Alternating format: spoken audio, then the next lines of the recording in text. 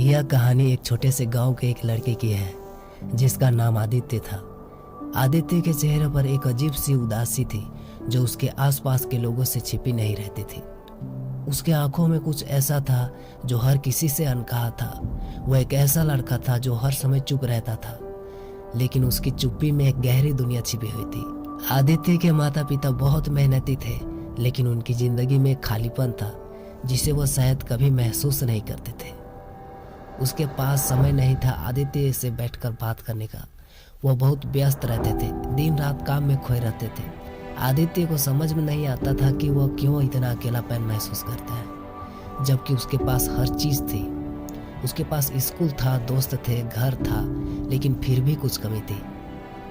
एक दिन आदित्य अपने घर के पास वाले बाग में अकेला बैठा था। उसके हाथ में एक किताब थी, लेकिन उसकी आंखें किताब से ज्यादा आसमान को देख रही थी। उसके दिल में एक सवाल था, क्या यह सब सच में है? उसके मन में बार बार एक ख्याल आता, क्या मुझे सच में यह सब चाहिए था? तभी उसने महसूस किया कि उसके आंखों में आंसू थे। वह धीरे धीरे उठकर बाग से बाहर जाने लगा और बिना किसी उद्देश्य के सड़कों पर घूमने लगा। वह दिन भर गलियों में खोया रहा और इस दौरान उसे महसूस हुआ कि उसका अकेलापन, उसका गम और उसकी उदासी बस उसकी अपनी खामोशी का हिस्सा थी। उस दिन आदित्य ने एक फैसला लिया। वो अपनी उदासी को समझाना चाहता था। वो अपने भीतर के उस खालीपन को भरने के लिए कुछ करना चाहता था।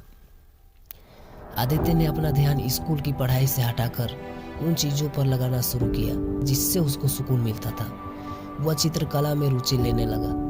उसने धीरे धीरे अपनी उदासी को रंगों के माध्यम से बाहर निकालना शुरू किया। वह जब भी अपनी पेंटिंग में डूबता तो उसे लगता कि वह अपनी खोई हुई खुशी वापस पा रहा है। समय के साथ आदित्य का भीतर का दर्द खत्म होने लगा, लेकिन उसकी उदासी कभी पूरी तरह से गायब नहीं हुई। वह समझ गया था कि जिंदगी में कभी कभी हमें उन चीजों का सामना करना पड़ता है जो हमें अपने भीतर की असलियत का एहसास दिलाती है।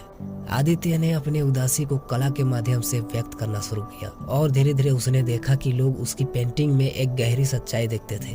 उसकी कला लोगों को समझने का और उन्हें अपनी भावनाओं से जुड़ने का एक तरीका बन गई। आखिरकार आदित्य को एहसास हुआ कि उसकी उदासी ही उसकी ताकत बन सकती है। उसने जाना कि उसे अपनी कमजोरियों को अपनाना होगा, क्योंकि वह उसे मजबूत बना सकती थी।